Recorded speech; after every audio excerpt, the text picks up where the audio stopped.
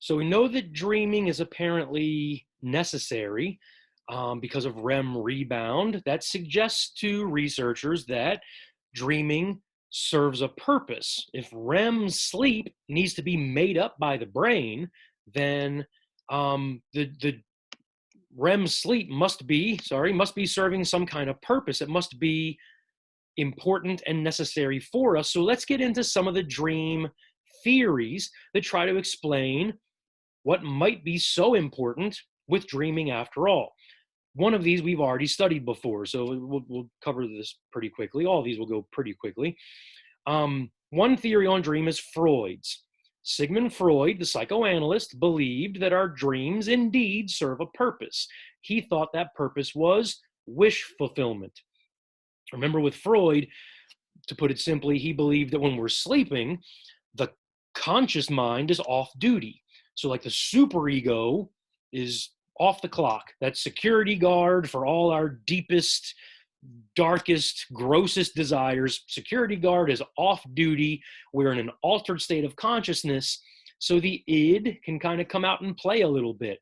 So as you can see here, the dreams provide a psychic safety valve, expressing otherwise unacceptable feelings, feelings and thoughts that we can't express in our normal conscious lives can come out and dance around and play in our sleeping mind.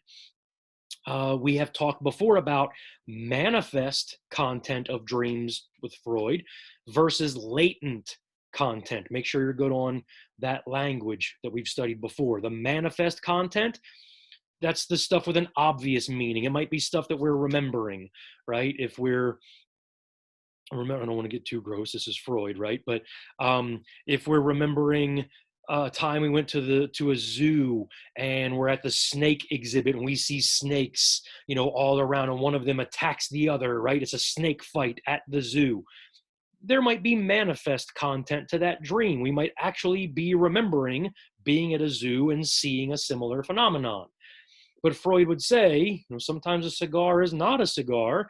Those snakes might be something phallic, and it might not be something sexual. Maybe there's something sexual about the phallic nature of snakes that has real hidden secretive meaning in your dreams. Or maybe it's even deeper meaning. Maybe, phallic symbols are symbols of power and authority for all the reasons we've learned before. So if you're having a dream that snakes are fighting, maybe there's some kind of, wish that you want to fulfill, where you wish you could have more power or authority over someone else in your life, a boss, a father figure, a teacher, administrator, someone in your life. And this dream is letting you play that out in your mind, where maybe you're the snake that's attacking the other snake, this male authority figure in your life, and you can't attack that person in your real life without consequence. So your dream is where your mind lets that happen. That's a quick review of Freud's dream theory, pardon me, with its manifest and latent content.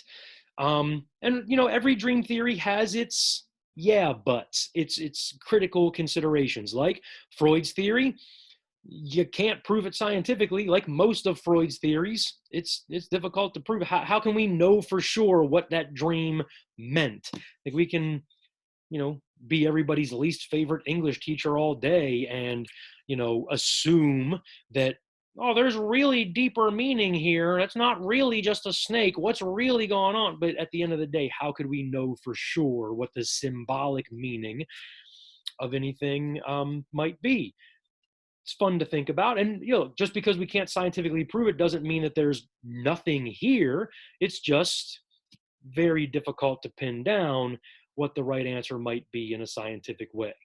So most modern psychologists would say, look, if the dream meant something to you, then maybe there's something there.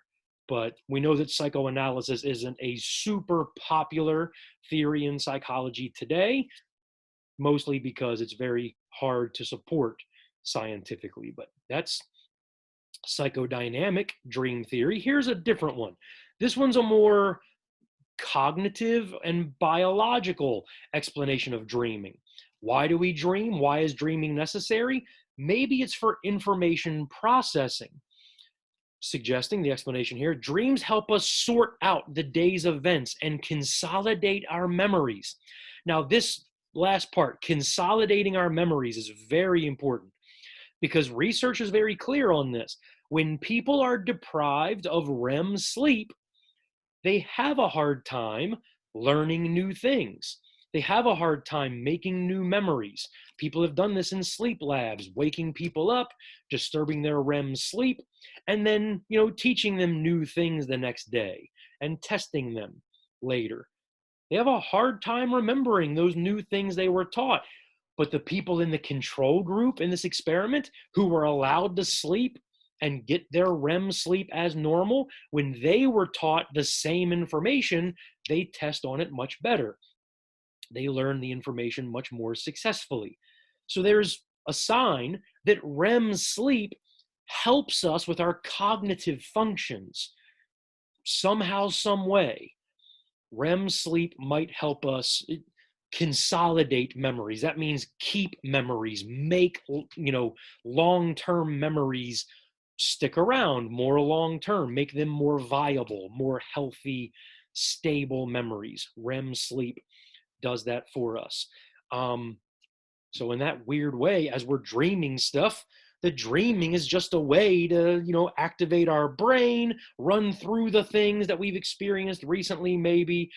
Like if you have a dream that you're in a car chase and I don't know, there's a glass cleaner that all of a sudden it starts to be wiped all over your windshield by zombies, right? There's police chasing you. You're in a high-speed police chase, but all of a sudden zombies drop out of the sky and start cleaning your windshield with this glass cleaner. And you wake up and go, what the heck was I possibly dreaming about? Well, maybe throughout the last day or so, maybe you were sitting at home and heard police sirens. You didn't pay much attention to it at the time, but the police sirens were heard. They came into the brain. And this is your brain's way of going, hey, do we need that? Do we need the police sirens? Let's run through that. What did we experience? Police sirens. So have a dream that you're chased by police. What else have we experienced? We saw, pardon me, a trailer for a new zombie movie, right? Maybe we're flipping through channels on TV and we saw a zombie movie. So the brain is like, what else did we experience lately? Zombies. We saw zombies. So, out of the sky, zombies onto our car during this high-speed police chase.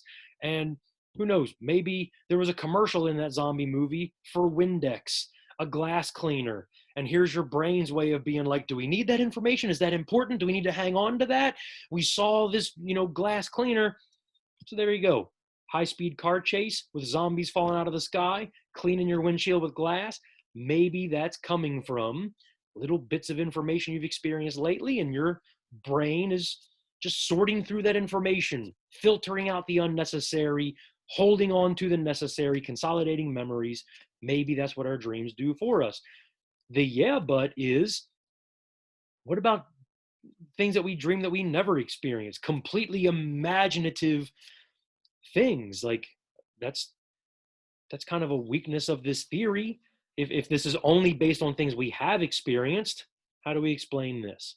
Okay, but still the research shows that dreaming does help us consolidate memories. How about this physiological function? Regular brain stimulation from REM sleep may help develop and preserve neural pathways.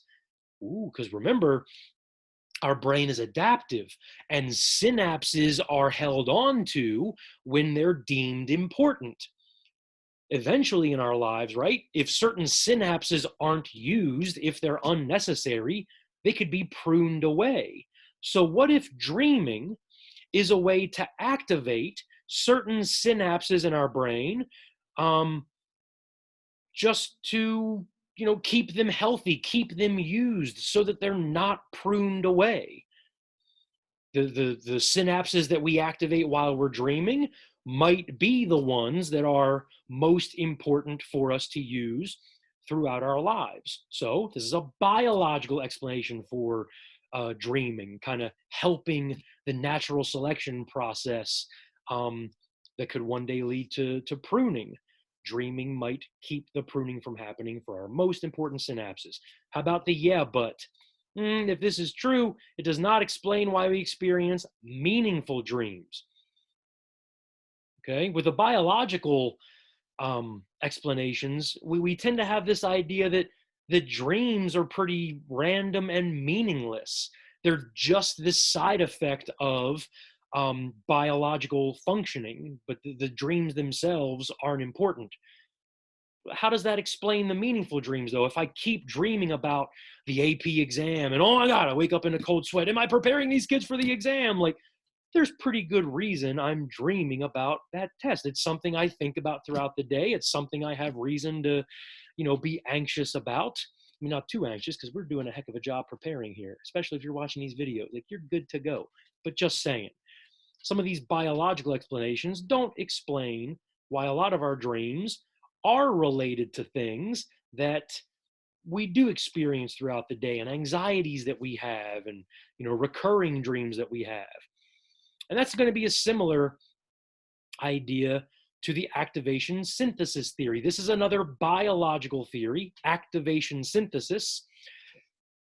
This is where REM sleep triggers neural activity that evokes random visual memories, which our sleeping brain weaves into stories. Okay, here's what that means. As we're sleeping, the pons, which is hooked onto the medulla, it's on our brain stem, the pons is sending a bunch of signals down to our lower body, okay? The pons is helping the medulla guide us through the sleep stages. So if you remember, the medulla, our brain stem, controls heart rate and breathing and basic life functions. The pons helps with that too. The pons, especially, P-O-N-S, one of your brain parts, the pons helps the medulla guide us through those sleep stages. The pons helps determine when it's time to slow the heart rate down even more, slow the breathing even more, lower body temperature and blood pressure, because, hey, it's time to go from stage 2 to stage 3. It's time to go from stage 3 to stage 4. Okay, back to stage 3 now, back to 2, let's go to REM. The pons is guiding those biological changes. Here's the thing. Research suggests that as the pons is doing this, ready? This gets kind of fun. The pons gets a little bit crazy. The pons goes a little bit random and just accidentally maybe sends some neural signals up into the brain as well.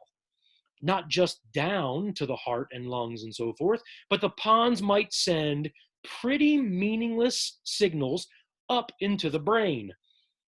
Answer this one for me. What does the brain do normally? What are the higher parts of the brain always doing? Making sense of things, right? So if the pons is sending neural signals up into the brain, some of those parts of the brain are going to latch onto those signals and try to interpret them, make sense of them. Okay? And here are a couple parts of the brain that are super active while you're dreaming. You've got the occipital lobe. When you're in REM, the occipital lobe is gone crazy, giving you visual information. Your temporal lobes gone crazy, helping you hear things in your dream. You know what part of the brain is not super active while you're dreaming? Your frontal lobe, your prefrontal cortex. That's out. This is why, isn't this cool? This is so cool. This is why your dreams are very visual. They can be very auditory. You have lots of sounds, but they don't tend to make a whole lot of sense because your prefrontal cortex is out, relatively inactive as you're dreaming. Again, this is why your brains don't tend to make a lot of sense. Do you ever have one of those dreams where you're like scared and you wake up and you later on you try to tell somebody, I had the scariest dream last night. Like, well, what was it? What happened? All right, so you and I were at Chris's house for a party, but I knew it was Chris's house in my dream, but it wasn't really Chris's house. It was this really weird house, like a haunted house, and there was a spider dangling down from the ceiling, but it wasn't even like a real spider. It was like this inflatable like spider balloon thing. And as you're telling the dream, you're like, this dream doesn't even make any sense at all. Why was I scared at all? Thanks, frontal lobe, for being off duty. Oh, another part of the brain that's super active when you're dreaming? It's inside the frontal lobe. I'm sorry, that was a mistake. It's inside the temporal lobes and makes your dreams super scary. Guess what is it? The amygdala. The amygdala, super active when you're dreaming. Temporal lobes, occipital lobe, super active when you're dreaming. Frontal lobe, nope, night, night. But the amygdala's firing like crazy. That's why a lot of your dreams are super scary, but they don't make a whole lot of sense. Hopefully, this is making sense what I'm explaining to you.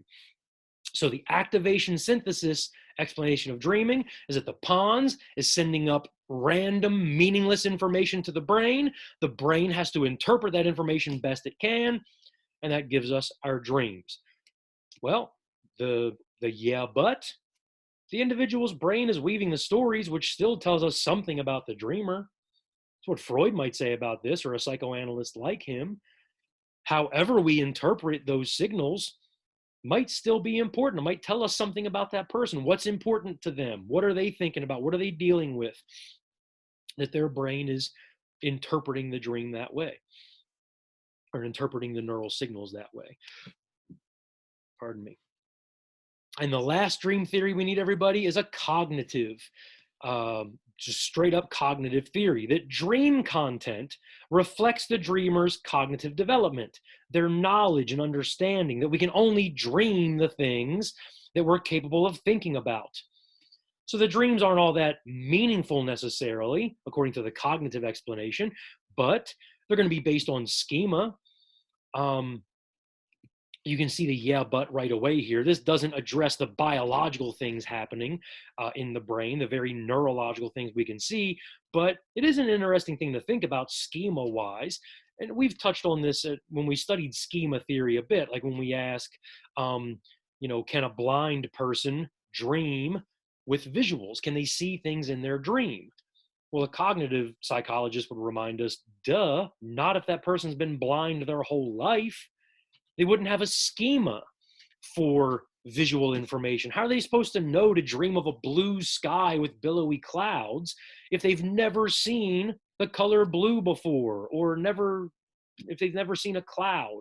How can they dream those things if they don't have a schema for it? So to a cognitive theorist, the dreams may or may not be meaningful, but they're going to be driven by what that person's been thinking about, what they're capable of thinking about, what their schemas are for any given thing. So there you have it. The more popular theories nowadays are the more biological ones. It is super important to understand the effects that REM sleep has on memory formation, memory consolidation. But there you have it. Dream theories. You guys let me know if you got any questions from all this stuff.